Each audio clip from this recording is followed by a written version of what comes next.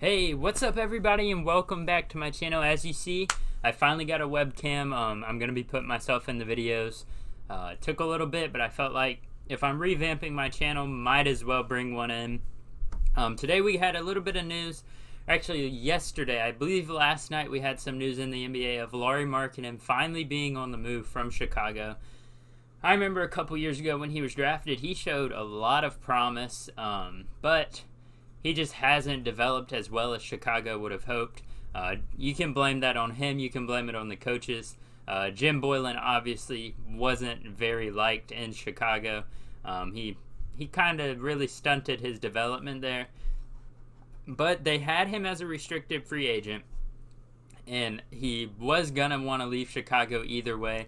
So I guess the sign and trade is the best they could have done for him. They really... we got the article right here. They really couldn't have done much else because re-signing him, he's not going to want to play here anymore. He's made that clear.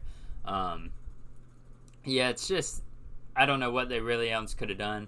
They didn't get a lot of value, but they still got something, which is more than a lot of teams get.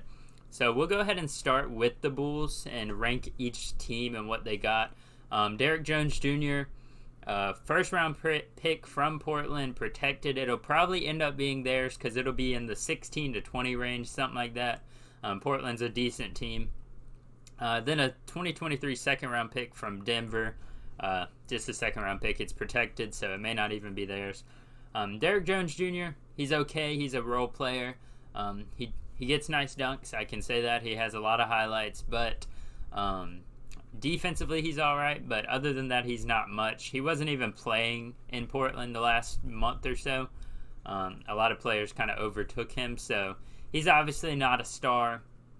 But you also, like I said, you have to take into account it goes from getting nothing to getting something for him, so that's really, I give the Bulls maybe a B in this trade just because they got something for him. We'll get to the Cavs last because they're the most interesting, but the obvious winner of this trade is the Trailblazers, giving up a player who wasn't even playing or in their rotation for a guy that could start next year. Larry Nance Jr. come in, starting power forward, allows them to move Robert Covington to the small forward, his natural position, and he just gives them so much offensively and defensively. He plays amazing defense. He's not locked down or elite, but he hustles and he just does great. Offensively, he has, like Derrick Jones Jr., he has nice dunks, but he can shoot. He can be the roll man. He can pick and roll. He can pick and pop. He can do a lot of different things. He can even post up a little bit. He can basically take however much pressure they can take off of Damian Lillard during the game is what the Trailblazers need to do. Because after this year, if it doesn't happen at the trade deadline, I think Damian Lillard's gone at the end of the season if they don't make it far, which it's looking like they won't. But like I said, this trade for them is an A+ because you give away a pick that doesn't matter, and Derrick Jones Jr. who hasn't played for you. Not saying he's a bad player, he just hasn't played for you in the last couple months of the season. So it's a solid return for basically nothing for the Trailblazers. And as a whole, their defensive team performance kind of just it skyrockets adding Larry Nance because they were one of the worst defensive teams last year. That's really the main reason. When you have your superstar player scoring almost 60 and you still lose, you really know your defense is not good at that point. So that's a really big part of this trade for them. And lastly, we have the Cavs. All the Cavs got out of this trade was Lauri Markkanen, which surprised me a little bit because Larry Nance Jr. is a really good player, and only getting Lauri Markkanen made no sense to me.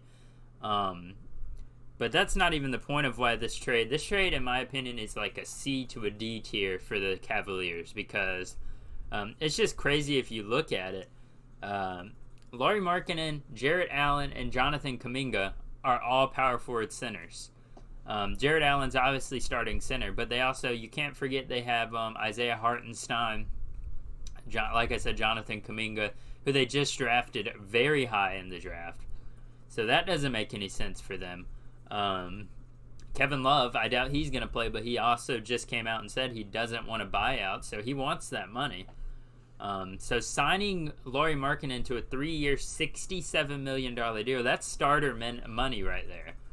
And starter money to a guy who's probably going to come off the bench. And if he doesn't come off the bench, you're taking away production and like stuff that you can give to Jonathan Kuminga. You could allow Jonathan Kuminga to come out this year and develop when you know you're not going to be amazing. And next year or the year after, when you're decent, he'll be a good player because he's progressed. But like I said, this trade just doesn't make sense for them.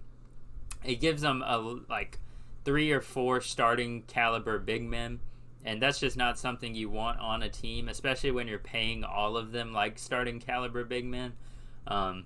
So yeah, the Cavs didn't do great on this one. The Bulls did all right, and the Trailblazers just absolutely blew this trade out of the water. If I was a Trailblazers fan, I'd be very happy right now. And yeah, that's all I've really got to say about this trade. As news comes out, I'll make videos about it, just short little talks like this. Tried to make a background. Let me know what you guys think. All my Bucks jerseys, I got one on right now. Yeah, just make sure to leave a like. Comment down below your thoughts on this trade. If you agree with me, if you disagree. I'd like to see what you guys have to say. Thank you guys so much for watching. Don't forget to subscribe, and adios.